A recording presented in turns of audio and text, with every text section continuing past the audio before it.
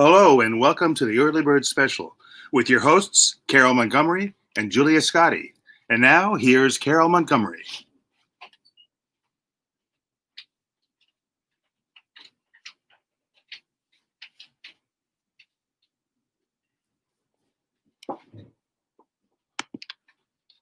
Ooh,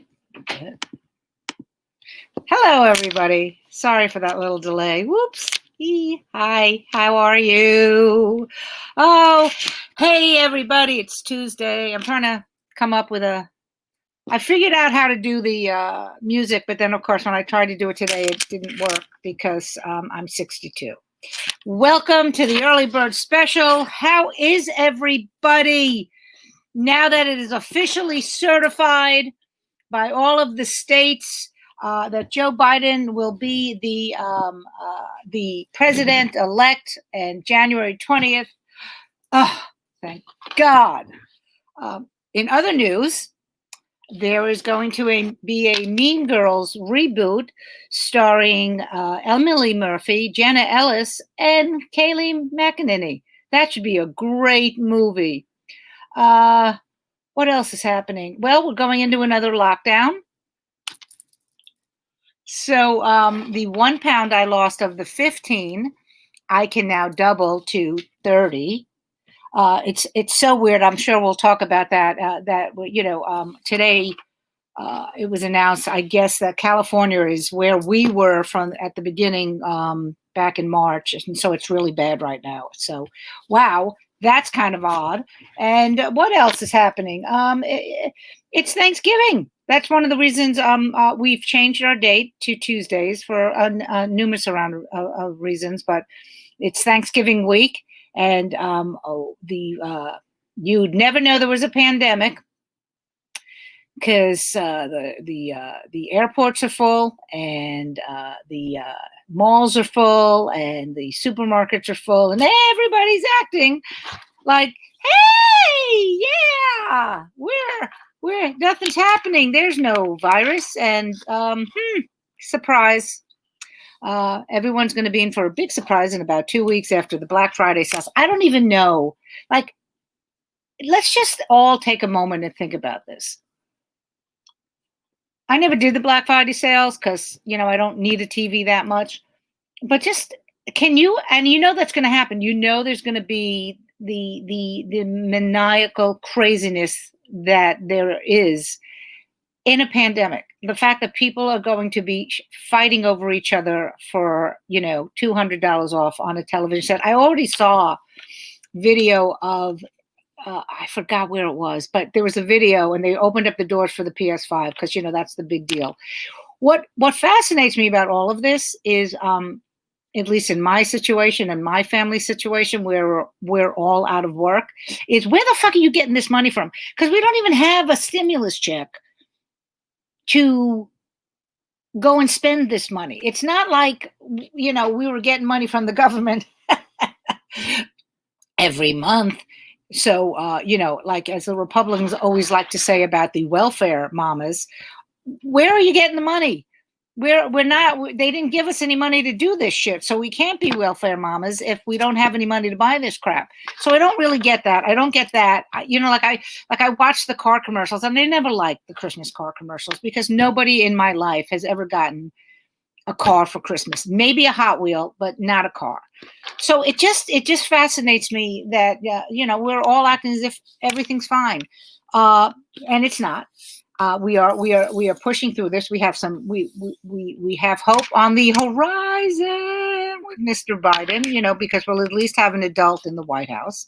I don't think that he's going to have an easy time of it when he takes over. Let's just say that. But it will be nice because maybe we will get another $1,200 because that will help me pay off my bills. I don't know about you. But I do, before I bring on our Fabio, we have an amazing show. Janette Barber is just an amazing author, writer, producer. We started together in a little club back in the day called Who's on First, which we will talk about. But before I bring her on, of course, obviously I'll bring on Julia. I do want to just say, I forget how many episodes we have. We're close to 30. We've been doing this since the beginning of quarantine almost. And when I have to tell you, it's been a lifesaver for me. So I want to thank everybody who's watching now or who will be watching later. We are obviously going to continue it because we're going back into lockdown, and you fuckers are going to have to watch us. So with that note, let me bring on my good friend and co-host, Miss Julia Scotti, and let's see what she has to do. Hey, Hi. hey, guess what? I did all my Christmas shopping today Get out. in 2 minutes. And I don't want to get presents, but I'm prepared. I'm giving gifts for Boxing Day for all, because it's the day after Christmas. So I'm giving all my friends boxes.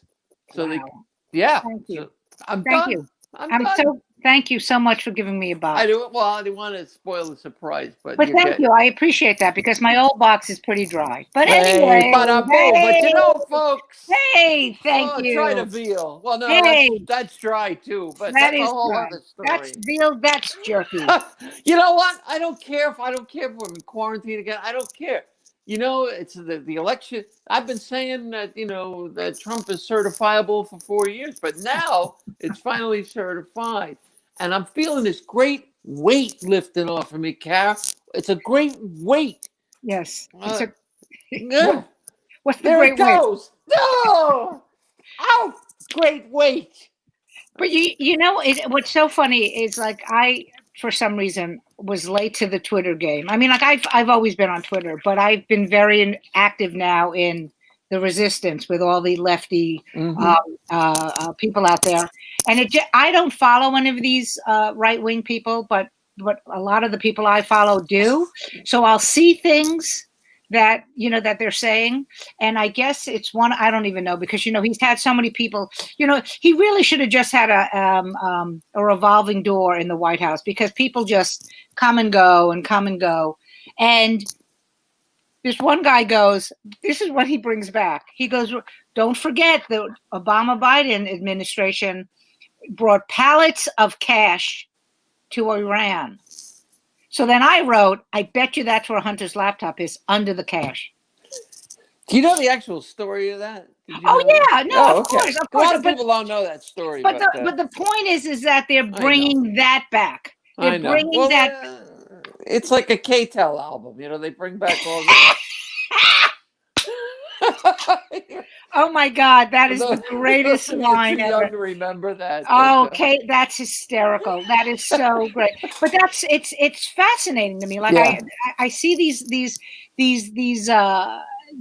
tweets from his side. Like in literally last week alone, there was that press conference with the Jiffy Lube. Obviously just for men. You have to let it dry before it drifts down your fucking head. It was just for crazy men. Yes. That was. But it was him. It was the other woman, Jenna Ellis, and then Sidney Powell, and the three of them were a united front. And the next fucking day, Sidney Powell is working on her own, and we have nothing to do with her. I was like, oh my God, when somebody like Sidney Powell is too crazy for Giuliani. But then did you watch the introduction of the new cabinet today? It was somebody called me up and she was crying. She was so happy. Yeah. She goes, we're just sitting here crying. It's so normal. Right. It was just normal. I do think, just to fuck with the other side, Hunter Biden should be like something. He should be like Secretary of State. Secretary of Energy. just to really make their mind be blown, because it's such a pleasure, while all this is happening for the last 3 weeks, whether or not, and I doubt there's a lot of people who are watching this that were voted for him. But if you did vote for him, you have to admit, ladies and gentlemen, the man is a toddler. Do you know what I mean? Like if, when my son would play Little League and he would lose a game and it hurt, but they all went out there and they did the high, and he's such a sore loser. It's such a, like, as a parent, when you see this, you just want to go, that's not how you do it. Well, I think what his people had said to him is the same thing you would do with the young child who lost the big game. It's like, you know what? We'll go to McDonald's when this is over. And I'll buy you a Happy Meal and you can, Yeah, well, kind of like 6 Happy Meals. 6 Happy Meals. Because it's him. Yes. All right, listen, we could talk all about this, but we have to bring on our fabulous guest. So I we hope have our both. sound is okay with her. Yes, and ladies and gentlemen, we apologize again for the technical difficulties because we're all old women and we don't know what the fuck we're doing. So I don't know how to run this. you do that too well, Julia. I know. So I'm going to bring on Janette Barber. She's an Emmy winner. She's a writer. She's an author. Not just a Emmy winner. Yes. How many Emmys, Julia? 6. Wait, that's 6. 7. Oh my God. 6. Okay, 6. 6. Yes. And we're old. We've both known her forever, and so we will talk all about her varied career, everything. Let's bring her on, and hopefully the sound works. Janette Barber, yay! Oh no! I can hear you guys now. Oh, fabulous, no. Perfect. No, it's good. I'd rather it be this. I can't hear her. You can't hear her She's breaking up. again. Really? Yeah, we need. Okay. We need one of those sign language people. All right, you guys talk, and I'll just try to get. Are you on a phone, Julia? Yeah. Okay, so maybe it's when you're on the phones. I hear you fine. But you're always on the phones, right? Yeah, I hear you fine. All right, so you can hear me, so I will translate to you what Janette is saying. Oh wait, now I hear her. I heard Oh, her. Okay. Now I hear her fine. Now she's perfect. You know what, Janette? Oh, thank you for that compliment. Yeah, no, I hear you just I'm fine. perfect. Jeanette, she's playing us. She's fucking No, I heard know. us. When she came on, it was like So let's just talk for a minute about You Julia. guys, I'll just start. Okay. Congratulations. I am so impressed. Congratulations on the last Showtime special, which is freaking hysterical. Thank And you. the red belt and the red shoes, that alone was enough, right? Thank you. Hysterical, but such an accomplishment. I know it's your second special and I know you're doing it. And I know everybody says this to you, so I won't take up a lot of time, but I really have to because it's really, I mentioned to you, I once tried to do not the same thing, but something's, whoa, that was hard. I quit. It was too hard. And you accomplished something amazing. So congratulations. Thank you. I mean, I know. I remember when because you told me, and it was a while back when you tried it, but I don't know if it was. The idea was always there. It's like people say to me, "Wow, this was such a." I said, "This wasn't really." There's always been shows like this with older women and stuff like that. I think a lot of it had to do with I'm such a bulldog when it comes to working. I think at the time, remember.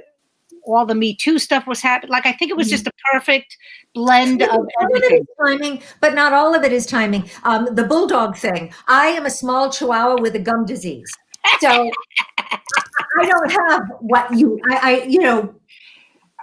it takes an awful lot of push to get something through. I don't care how good the timing is. So Thank you.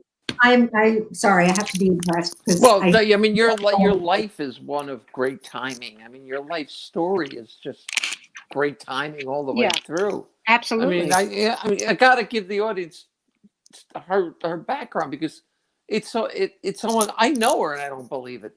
I think she made half this stuff up. But I'll just give you the 6-time Emmy Award winner. We told you that. Best known for her work with Rosie O'Donnell, supervising producer, head writer for the Rosie O'Donnell Show and Rosie's other talk shows. She wrote for Hot Topics. She won an Emmy for that on The View. Rosie Radio, Sirius XM. She had her own show. She was on the Food Network with a show. And in between all of that, she's participated in humanitarian missions to Albania, Kosovo, Congo, Rwanda, Ukraine, and the Philippines. And she had TB. Yeah, a little touch of TB. and I mean, she's just. I mean, you're my hero. You're my absolute hero. And she talks about career as just evolution. Why don't can you talk? Well, it's interesting because we all started together. Carole, I remember you had this black and white striped top. You look really, I don't know why I remember these things, but I do. And you look fantastic. And I remember some joke you would have, and it was about lifting something heavy at the gym. It was remember that? Yes, it was that you had to give ID for when you got a free guest pass. And the joke was, what do you think I'm going to do? Sneak out with a Nautilus machine? And then I would, wow, Janette, that's not going to. It just, I don't know, it sticks in my head. And Julia and I were in a writing group 5,000 years ago. It had to have been Jane Stroll because I wasn't in very many. And both of us remember that Eddie Feldman was there, and that's all we remember. I was going to say Eddie was the only guy there, but but yeah. Forget. Yes. But when I say an evolution, because we all started the same, we all wanted the same thing, right? Right. You know, we're comics, we all want the same thing. And on the one hand, it can look like I went off in a different direction, but it's really an evolution of where you can go as a comic. It may not be the choice of where you even want to go, because we all wanted to go the Ray Romano route, right? Right. This is the one we wanted. Absolutely. We all want to be, you didn't go into stand-up because you don't want to be a star. But then you find other doors. I think that some people, and I think that you guys might be those people, will have an idea of what they want, and they will go for what they want, and they will decide what they want, and then they will go and create it. That's one way. The other way is to go through the doors that open. And that's what I did. So let's talk about that for a little bit, because you were obviously a comic, like a stand-up person, like we all are. And then you were in Florida with Rosie, right?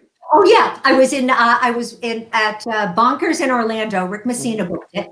Now, did you knew Rosie before, obviously, right? No, this is when I met her. Okay. This was the first Thursday of March of 1987, but I know what we were both wearing, and I had never met her. And I mean, she won Star Search, but I don't know if you remember this about me, but I don't keep up. It was like that girl, and I go down there, and it was Rosie lining me in the middle, and some girl named Jill Sharga as the opening. So remember, Carole, no, we never got to work together in those days as women, right? No. So, Three women on the same show around at that time was pretty unusual. Right, and then you're the special poodle show. It's just women, and some women got mad. I just thought, oh yay, I'm getting to work with women this week, and. So we hung out. We went to the fair. She's really afraid. This is when I first met her. She's really afraid of snakes. So I found some to wrap around me. I still have the pictures. I never got over trying to annoy her. And I've done well with that. But anyway, it was 1 month to the day. The Thursday. It was a Thursday through. It was 1 month to the day before she was moving back to New York to be a VJ on VH1. She was from Long Island. She'd never lived in the city, and she'd been living in LA. So she came back. So she was coming back to be BJ. And you know how the audience sometimes think, oh, the way you just make that up there.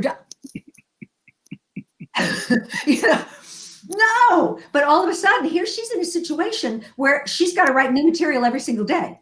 Even if you've got an hour, which is about what, where do you need more than an hour as a comic? So usually, that's what people would have. Even then, you've eaten through that in a week. Right. So she would call me every night. And I don't even know if this is connected, but in my head, it always has been. And you know how we all do this. You call, you brainstorm. I got this joke. Oh, do you think this is funny? No, but it would be funny if you did that. So we would do that. Not for anything other than that's what you do with your friends. Right. Mm-hmm. And then, I just knew her, and she's always great. One time, the Tropicana in Atlantic City. So I've been there one time with Rich, Jenny, and some other guy. I can't remember right now. Anyway, I sucked. I bombed. It was a 9-show. Which is no great insult, by the way, at the Tropicana. I bombed 11. I bombed 10 out of 11 shows. Wow. The one show that I did, and I mean eat it. I don't even mean not good. I mean I sucked.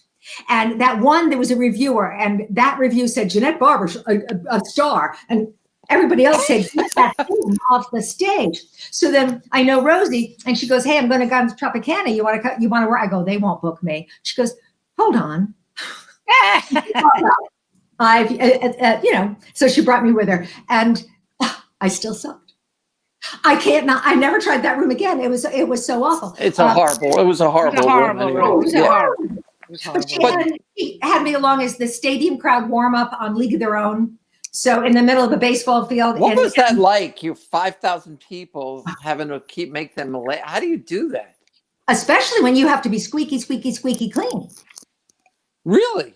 Oh, families. They brought in, they had to truck in people from the states around. So they have families. So you can't say, and it was a 12-hour set. Maybe that seems long. But you literally, I had to follow around after the second AD. And every time he said, go, you have to go.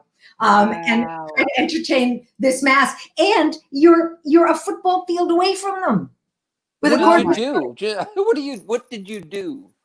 I talked. I did every joke that I could think of. I got to know people in the crowd so that I could, in the morning, because there was different crowds each day. So I would, make up stories about, I just talked to so-and-so. I mean, I can't see them, but you know how thrilled people get if they hear their name. Yes. You know what it is when you have to, and which is what happens for the rest of the career when you have to. Well, that brings me to this point. You get hired as a writer, having never written for a TV show before, and you have to do it on a daily basis. So what's your first day like? Oh, the first day is a blast because you don't realize what you've walked into. But the first day, my password on my phone was happy.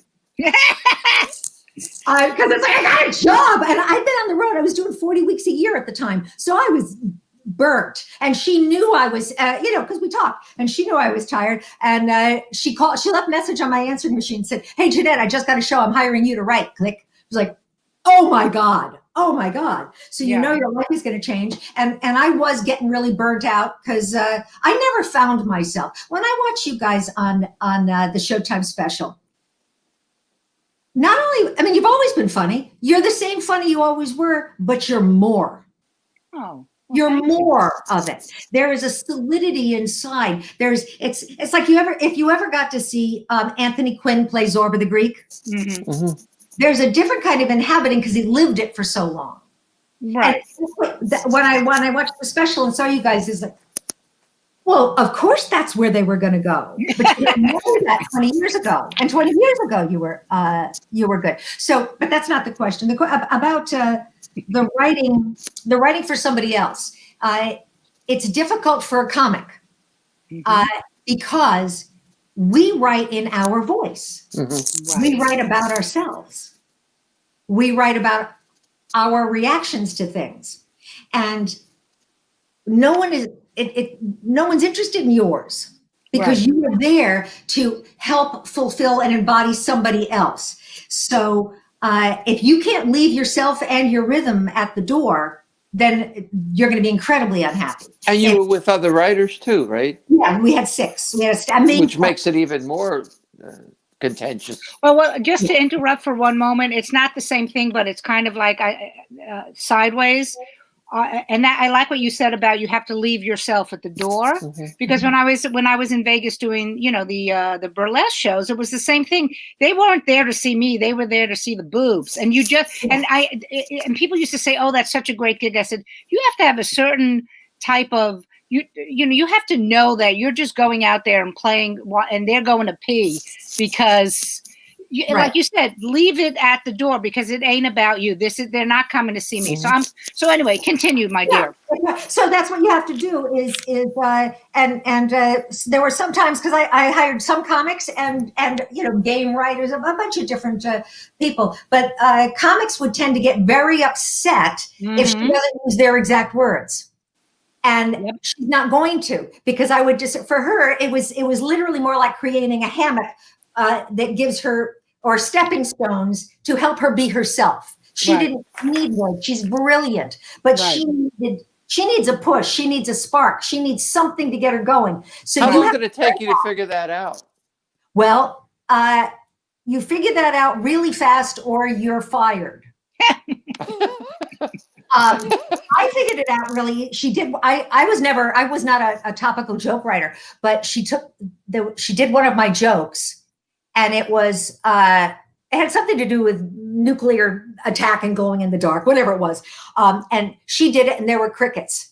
And I was in the back at that time, and I literally it was worse than bombing myself. Yeah. And Oh God. And was it this was- the morning? Which show was this? Was that the, VH1? the big one, the The big 6 one. years. Okay. All right. Yeah. And when I saw that, I realized that's my sense of humor. I'm dark and I'm not very, and I'm not particularly accessible. Rosie is everybody's girl next door. She Right. loves TV, she loves stars. I didn't have a TV. I didn't care about any of this stuff. So that joke, I was writing that joke for me. And that was a real turning point, a painful, sweaty turning point. And I realized that if I didn't, I needed to pay less attention to myself and more attention to her. And you love the person. I loved her anyway because we were already friends. But everyone on the staff, if you need to fall in love with your host. I don't care if they're an animal. Rosie was not an animal. I've worked for animals, but you have to fall in love with them because you have to get inside them, and you have to know what they're going to think before they're going to think it. And how you do it? You do it by watching and listening. Right. Watching and listening. See, that's a then great instead of watching and point. listening yourself. Yeah, Yeah. it's a great point. Even as a comedian, when you hear comics. Oh, I lost my thing here. Watching and listening is what makes a comedian great, I think. Yeah. It being an observer, Yeah. listening to listen to nuance and the way people speak and how they say it. I mean, and that, because I'm thinking as I'm listening to you, I'm going, oh, well, these couldn't be two more disparate personalities. But, on paper, they should not be getting along at all, much less have one as a head writer. Right. And yet you're saying here that you've got the right sensibility, I think, when it comes to writing. Do you agree, Carol? Oh, this was Yeah. one time I wrote this pilot for, do you remember Stacey London? Yes. Yeah. Oh, I did a show with her. Yes. Yeah, she's very nice. But she was doing, it was right after her, it was something to do with fashion, but she was going to do a talk show.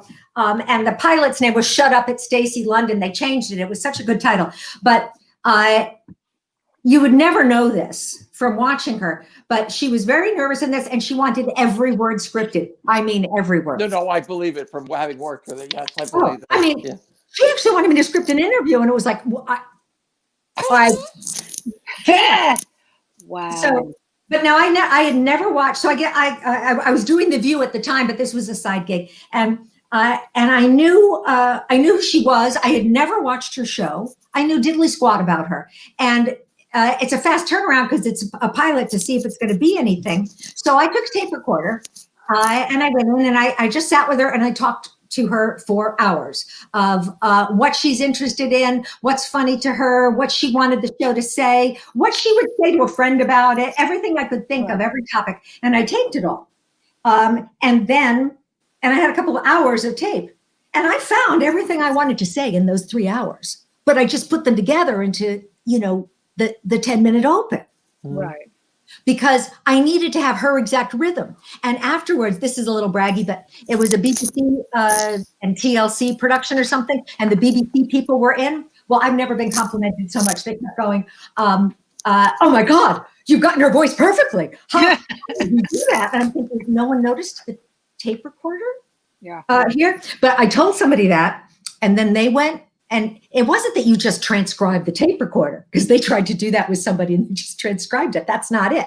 But you have to hear their rhythm. You have to write in their rhythm. You have to think in their rhythm. And you can only do that. But if you give anyone 5 hours of anybody talking about anything, and in that 5 hours, you will find your everything you need to know. Rodney Dangerfield would be a perfect example of that, because you could anybody could write for Rodney. Because you could be the newest newbie on the block, but that character is so ingrained in our psyche, that rhythm is there, and you can hear it. You don't have to be a comic to hear it.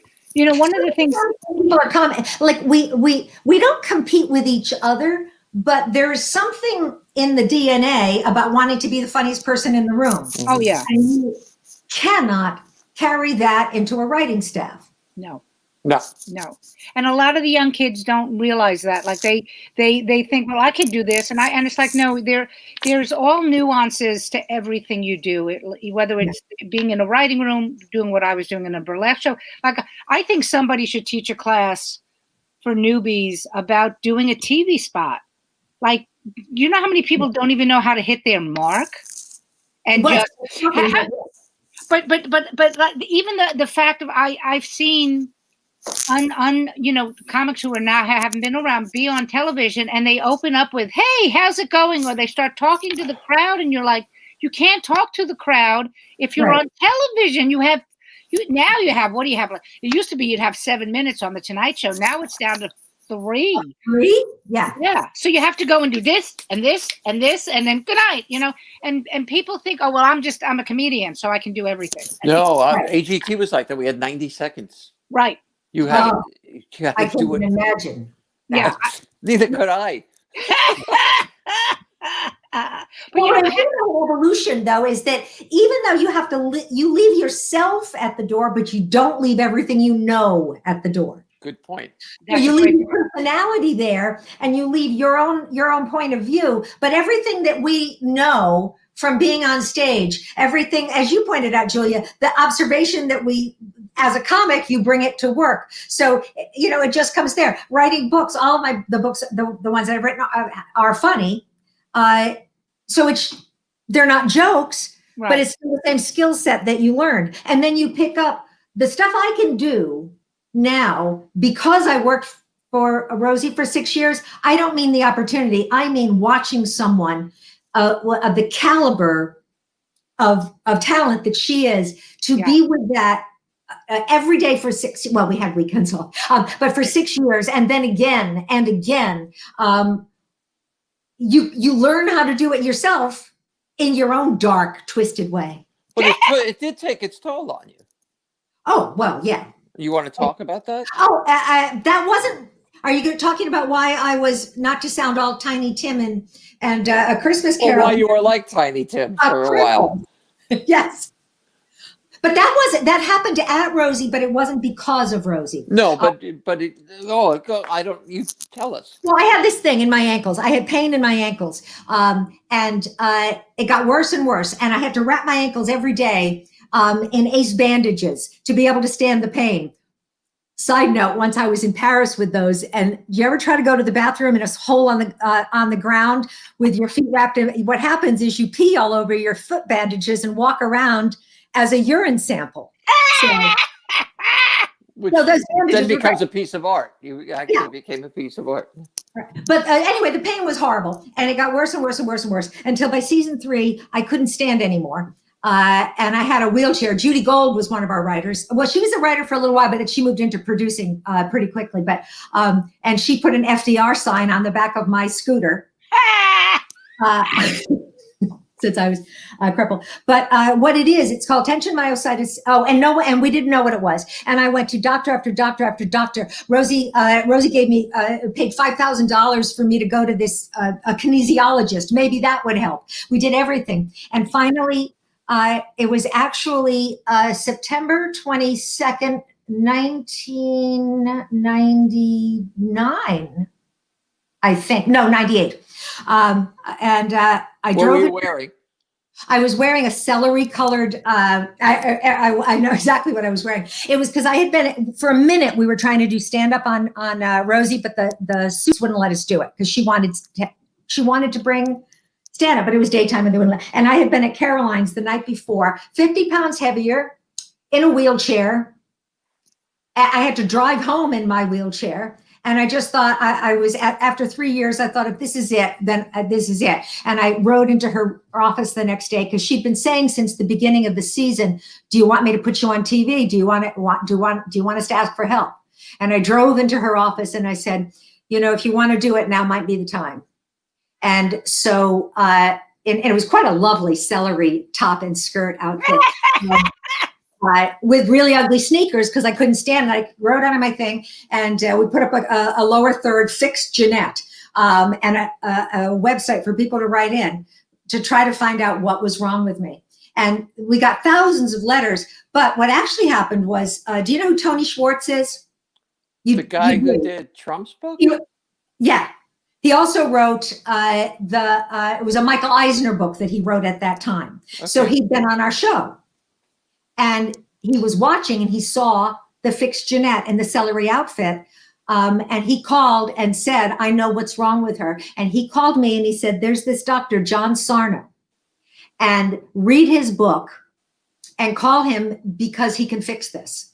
And, you know, I would have done anything. It's your body, it happens anywhere in muscles, nerves, or tendons, your brain, in an effort to suppress unwanted emotion, usually in the form of anger, which you might remember. I don't think you would remember, Julia, but Carole, you probably do.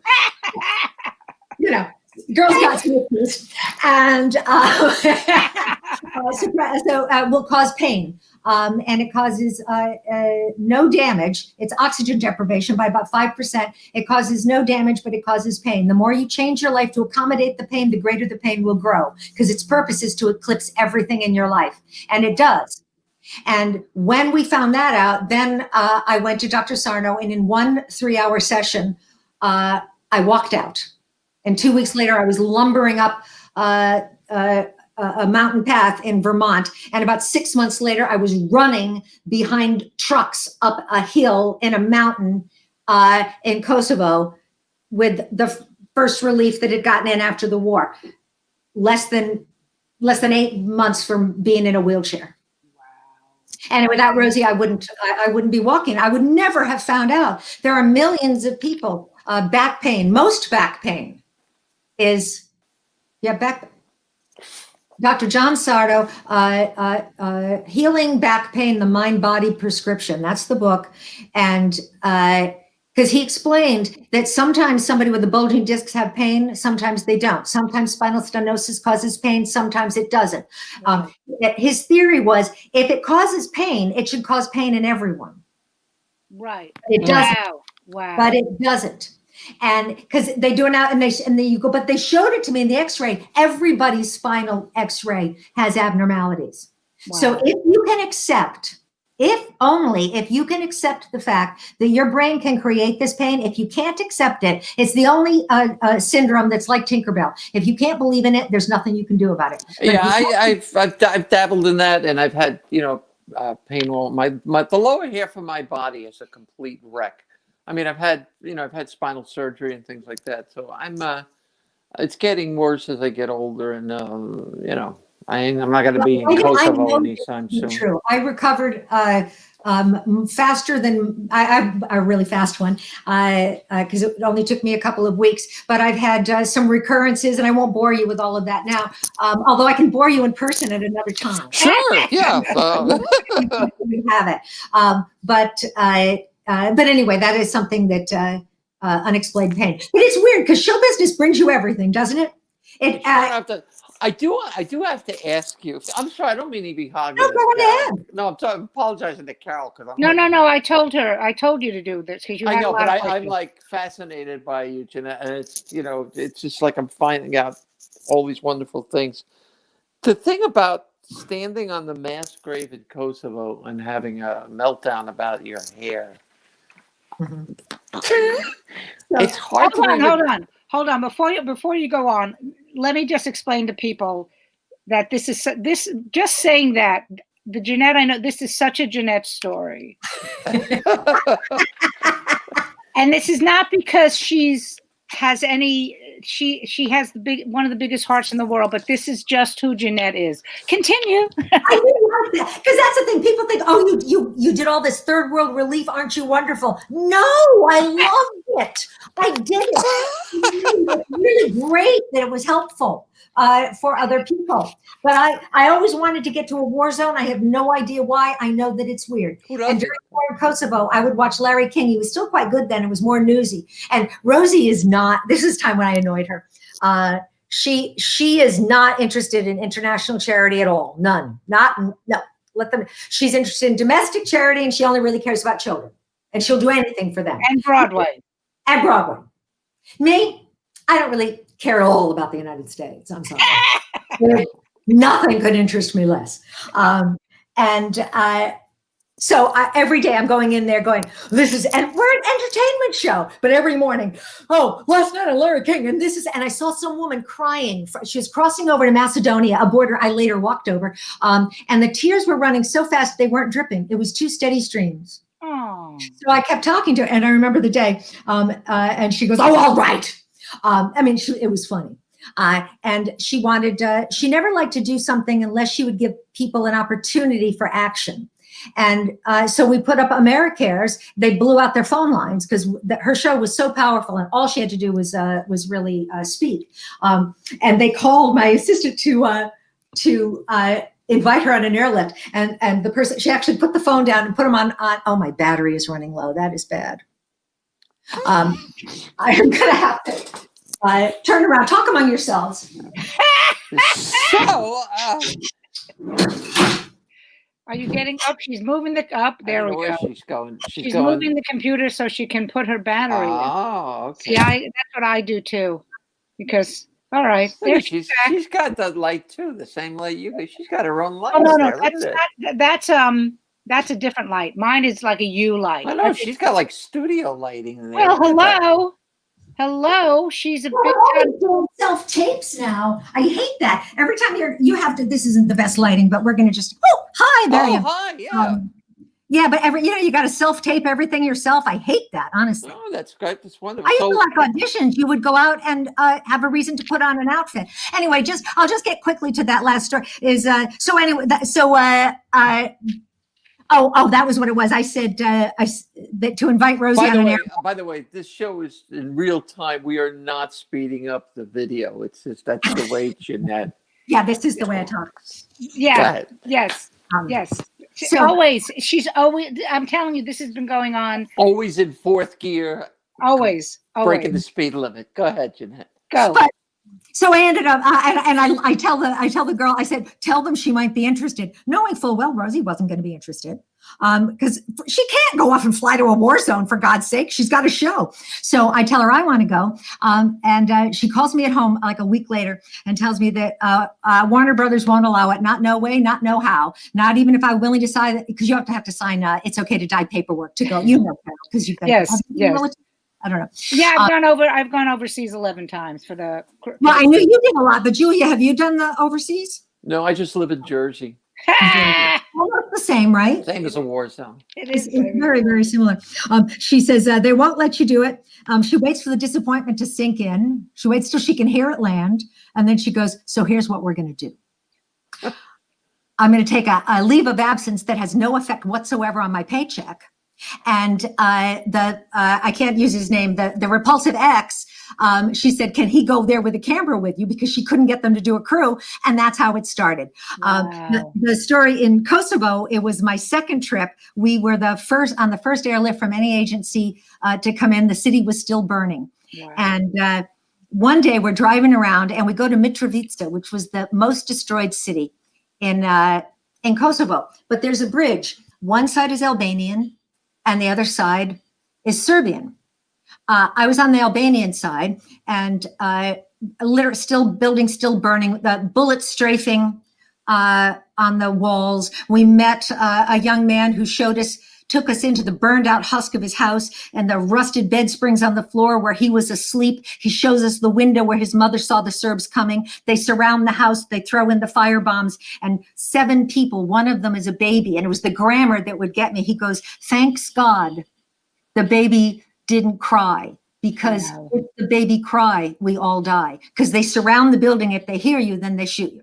So I went from that across the bridge where nothing is burning and there are no bullet holes, because it was the Serbian side.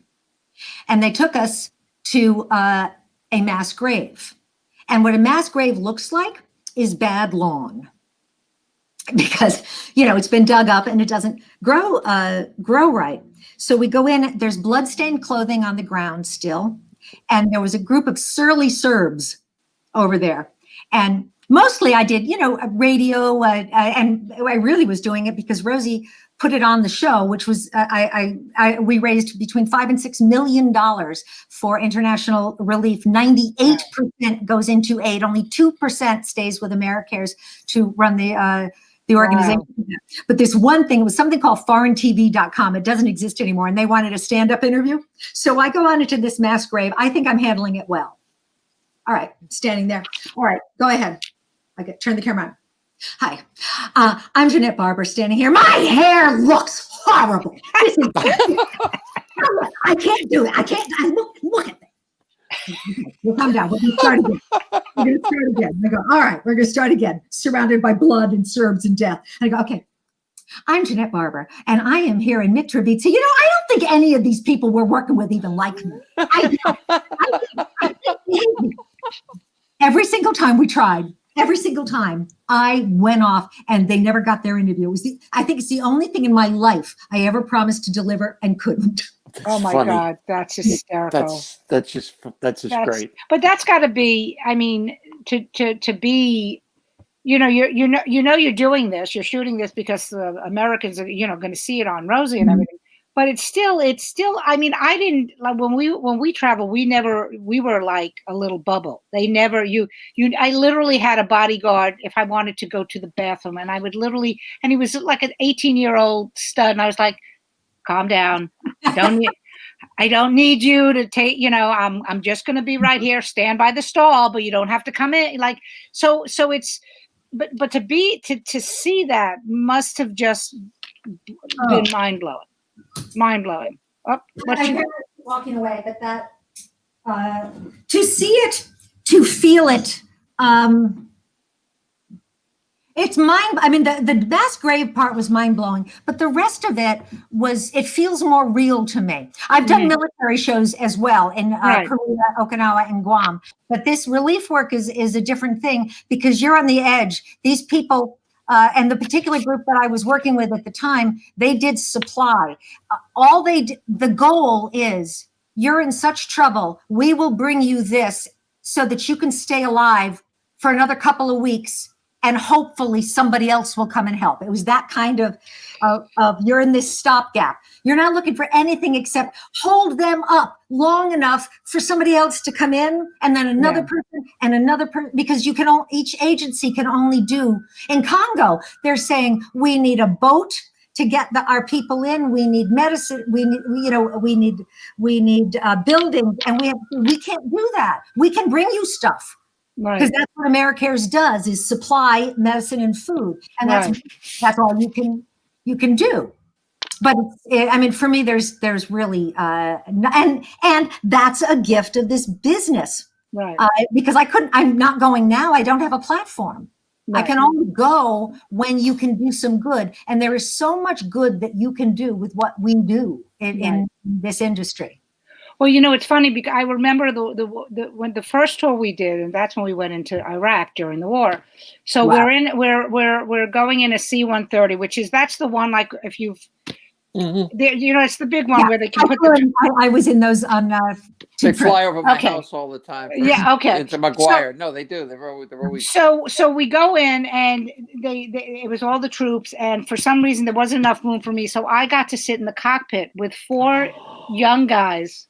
Whoa. And I'm just so sitting, jealous. and I'm literally sitting there, and I'm just kind of like, and I remember thinking to myself, what middle-aged redheaded Jew do you know is sitting in a cockpit?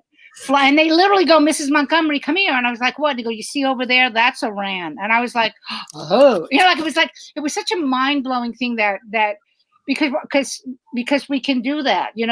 There's so many experiences that we've all had because of our comedy, but that's what comedy does bring for us. And I think my experiences are nowhere near what the two of you have done, but it's got to change you, something that profound. It's got to change your soul, really, and how you approach life for the rest of your life. Right? It adds a richness. I don't know if it changes it. And I don't know if that qualification there, Julia, works. It's nowhere near as much. Because the effect, you don't always notice, unless you try, the effect that you have, or know the effect you have on somebody else, doing just what you do. One time I was in Florida, in some one-nighter hellhole. It was, a rock and roll club. Oh God! The stage is really high and the lights are really bright. Yeah, and you can't see anybody. So, but it was fine. You know what I mean? It was, it was a good show. Everything's good. And then after the show, this girl comes up to me and her jaw is wired shut. And I used to talk about, a lot of men stuff. I can't remember my jokes, Me but too. yeah. But it was more like, I will. I was more dominant. It wasn't, it was me dominant about men. And the girl came up with her jaw wired shut. And she said that her boyfriend had broken her jaw, but she thought that after seeing my show, maybe she didn't have to have it happen again. Wow. And Wow. The three of us, and because I know a lot of comics watch the show, I guarantee you, whether you know it or whether you don't, you are having that effect on people. Well, I mean, I've heard from, especially because of America's Got Talent, I've heard from trans people and the parents, kids all over the world, about how much it meant to them to see somebody like them on television, and that's why I'm so grateful to Carole. And I've told the story about Carole a gazillion times. When it came time to do the special, I said to her, she, funny women of a certain age, I go, do you think you're going to catch shit from people because I'm not a cis woman, And to her credit, she basically said, fuck them, I don't care. Yeah. And that's why I love her. Oh, but you know what? It's so funny because I told her that we were talking about, and I told that story too. Is that it's like you're Julia.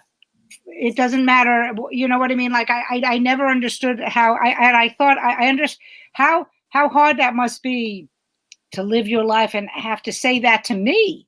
Like, are you sure you want to do this? And it's like, it's my fucking show. I can do whatever I want. But I mean, I know. For me, that was my profound life-altering moment going through that. So I can't even imagine with the two of you, especially you, Janette, having, I can't even picture that. Well, what? Like people will say, I don't know how you can get on stage. How can you do stand-up? It's the most terrifying thing in the world. And we go, yes, we're really important. But we all know that those of us who do it, we're not as terrified of it, right? Right. I don't mean you're not nervous about it, but you're able to do it. Yeah. And crap, I forgot my point.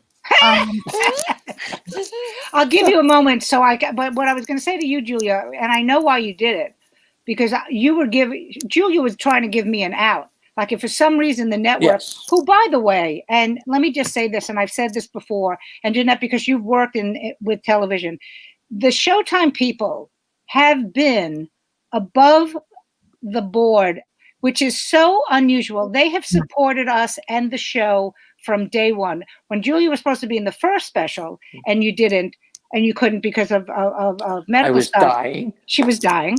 And when we came back and I said, well, we have to have Julia back on the show. And they were like, okay, like didn't even blink. I mean, and you know how unusual that is in our business for them to support. But getting back to Julia, I know what you were doing. You were like, I'm just giving you an out just in case. And I was like, no, you don't have to give me an out.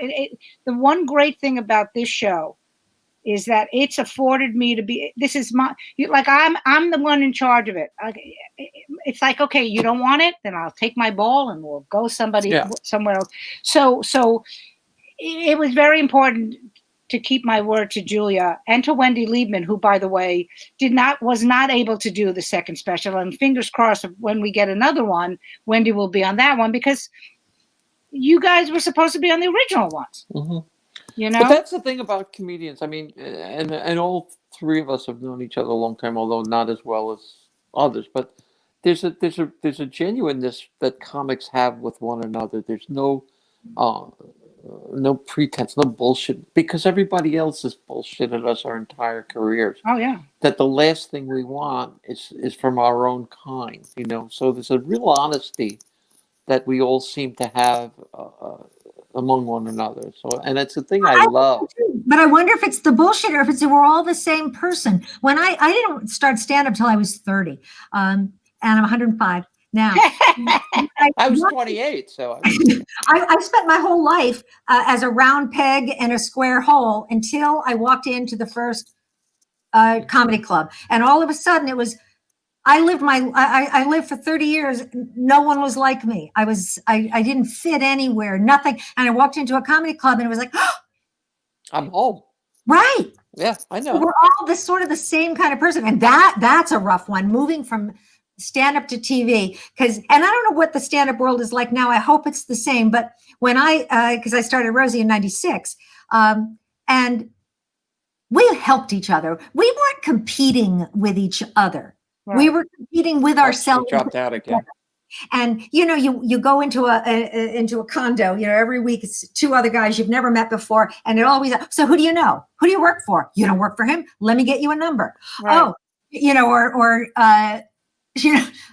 Adam Leslie used to always bring me a little something. Because I was out and I was in the condo and he was in the hotel. I used to work. I don't know how I ended up working with him so many times, but he was such a great guy. After every show, he came up, he goes, I'm not leaving you alone. I'm not leaving you without it. That's maybe not the best example, but comics are always trying to help. I saw your act last night. You got this joke. I think it would work better if you did this. I got a tag for your joke. Mm-hmm. Then I worked in television, where half of your time, the reason you're working 80 hours a week, well, that's a slow week. But the reason you're doing that is that half of your time, you've got your back to the wall. Right. Because my experience was that's competitive. Yeah. That's competitive. We'll kill you. If I can get you fired, you can move up. Yeah. Yeah. And people would carry, they would, and of course, because I knew Rosie, they really wanted me fired. Right, of course. And they would bring, little tidbits that they thought they caught me on to Rosie. Do you know? One time, this one was unbelievably stupid. Somebody went up and said, Rosie, do you know Janette doesn't like Barbra Streisand? They thought she was actually, and she yells from the office, Janette! And I go running in. She goes, you don't like Barbra Streisand? And I said, no, I can never. I always get her confused with David Brenner. Because, it's just a difference in the wig, right? Otherwise, as far as you've never seen them together. I'm pretty sure they're the same. The stupidest little detail. And what you have to do in those kind of jobs is you need to be perfect. Right. You really need to be perfect. Right. So, wow. And that's not something that we're used to. Would you do it again? With Rosie, but not without her. And I obviously you and Rosie are still connected and you talk and everything. And that has to do with, because we weren't as friendly. Like we would see each other, like, because she was considered an island comic and I was a New York comic. But to have that, people need to understand when someone becomes famous and you knew them beforehand, there's a loyalty there that people never forget. Like, didn't she have Joey Cola? Wasn't he the warm-up act? Yeah, and that was also because Joey was one of her friends on the island. I just spoke to him last. It's funny you're bringing him up. But you know what I mean? Like, she remembered, and he was her woman, if it wasn't for Rosie, Joey's the king of warm-up guys. Mm-hmm. So that's his whole career is her. So it's interesting. It's nice that, I know this because I've heard this about, she is Rosie O'Donnell, but to you, she's just Rosie. Rosie. Yeah. It is both. I don't say that it doesn't affect the relationship. And it's also the pressure. Because I'm telling you that's what the big takeaway is, the amount of stress in a job like that when it's live. Oh my God. I remember one time it was 90 seconds to air and the battery on some little motherfucking thing. We had to, it's like, you got 90, I'm shaking the thing. You got 90 seconds. But every single time we always made it, but it's broadcast news every single day, but the pressure on her. Oh yeah. That you don't really get until, even when you're watching her, even when you're there, because part of you is, oh yeah, I don't mean I could do that, but you think that you don't know what it feels like. When I was at The View, you can tell by the tone. You may recall there was a little incident with a mustache. I don't know if you do or not. Yeah. But no, I don't. Oh God. But you're one of the few people left in the United States. So I don't watch it. So I don't watch the show. So I didn't know. We had this horror. It was a horrible debacle, I understand the word is debacle. I prefer my pronunciation. Point is, things went to shit in the handbag. And Rosie left. It was her and Elizabeth Hassel. This horrible. It was awful. And then Rosie ultimately decided not to come back because our contract was done, and I was contractually attached to her. I had to send the contract back over and over because they kept sending it back because I wasn't going to stay there without her. So if she was gone, then I would be free. I've never worked for her. I work with her. Right. In other words, I've never been paid by her. Right. We get gigs in the same. She gets me a gig. That's really Right. what it comes down to. But anyway, so just as I was leaving, I was packing my stuff the next day, and because she told me we were leaving, and I was walking by the bathroom. It was on the second floor. My office was not down in the office. My office was up with the dressing rooms, right across from Rosie and next door to the Barbara Walters, and a couple other writers. So it was a Thursday. I knew no one from outside the show was going to be there until Monday. I'm going by. I have a Sharpie in my pocket, and there's an employee bulletin board with a magazine tear sheet of Elizabeth. And I think I'll draw a mustache on it. That will be funny. And then Christian and Andrew, because I can't say goodbye to people because, you got all these rules when you're working. You can't actually admit you're going. And I thought Christian and Andrew will see that. And, that'll be funny. That hit page 6 the next day. She deface of Rosie Revenge. It was Nancy Grace did 15 minutes. It was a Memorial Day weekend. How did I miss this? I'm not 2020. Every single entertainment show did it and did it to death.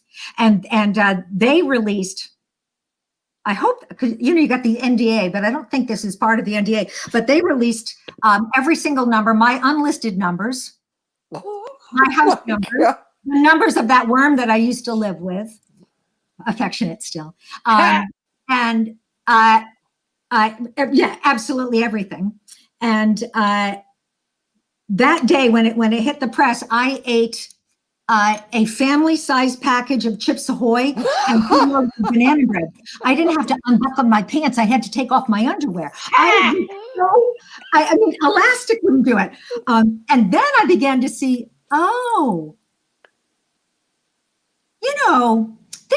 this stuff isn't that much fun. Yeah.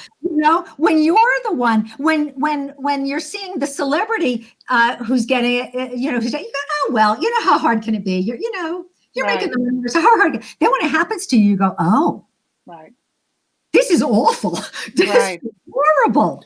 Wow. And she has this much pressure on her. It's like under a microscope. So when she, during those 6 years, because she was, she wasn't a star. She was a superstar. We forget. Mm-hmm. Yeah. Every daytime show now is staffed by her old staff doing the same stuff that we did Right. back then. So it was a huge thing. And you realize, and people, this is interesting. This is going to, if it isn't already happening to you guys, this is a fun heads up. I say this from observation and then a little bit from experience because I did have 2 shows of my own.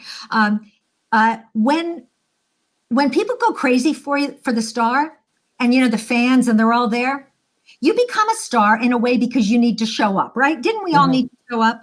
Right. But what happens, the more famous you get, the more you disappear because those people that surround you, they turn you into a mirror of their own aching need. Oh, yeah.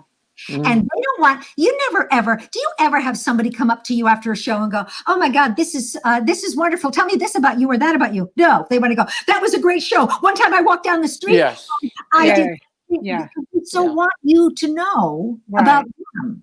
And in that, over time, the bigger the celebrity gets, the more opaque that becomes. Well, you reminded me of and you were there, I guess, for the Donald Trump feud. Yeah. I mean, it was disgusting what he did, but what was going on behind Well, it was ridiculous because she made the same joke that every comic in the country was making that night. Mhm. I mean, we've all made. I mean, I'm not putting down her joke, but we've all made them, the really obvious ones, and we know every other comic thought of the Sure. same because it was about the stupid comb over, Right. and it was funny. It got big laughs. Nobody thought a thing of it, and then. And it was Christmas break. It was like the last show before Christmas break. So then we're gone. We're off the air for 2 weeks. And in that 2 weeks, he went on 26 shows and called her basically, Yeah. Yeah. Well, the only reason I bring it up is because I remember, when Obama did his last presentation at the press dinner, the correspondence dinner, he did the little chunk on Donald, who happened to be in the audience. And a lot of people credit that night for setting him off and making, his vendetta began against President Obama that night. And so it's interesting how the pattern repeats itself. Wait a minute. Donald Trump is vindictive? What? Hey, listen, ladies, I hate to tell you this. We're past an hour. Oh, no, we're not. Yes. So we have crap. now. But before we go, I have one question, Janette. We can continue this next Tuesday if you're available, and keep because we've never done this, but you are so I could listen to you talk about the business. Yeah, this really was are you fascinating. serious? Yes. Again? If you're available the next Tuesday at this time, we will continue the conversation to the people who are watching, because we haven't even touched on the Emmys yet. We haven't even done that. No. So if you will do that, I will put you in for next week, because we needed to. We need somebody for next week. I want to keep talking, but I think it's best. I think Yes, I'm totally in. I'm very excited. Okay, cool. So, ladies, all right. we are going to continue this conversation because this woman is just so amazing. Bottomless pit of stories. A bottomless pit. Yes, that's a good way of saying it. So on that, come back next week, everybody. Tell your friends we've moved to Tuesday. Julia, do you want to plug your little? Oh yeah. Wait. right, we have to. Yes. Hello, boys. I'm back. I love that. And Janette, would you like to plug one of your many books? I'll plug something silly. I was doing a Facebook series, The Daily Woody, and then we put it on YouTube. Mostly it was watched on Facebook, but it's still on YouTube. So The Daily Woody on Woody, WOODIE. It was my series that I did. I watched it. episodes of, from the North Woods of Central Park, and that's the most current thing. Cool. So we will continue this conversation. I literally turned and I looked at I was like, oh shit, we're over an hour.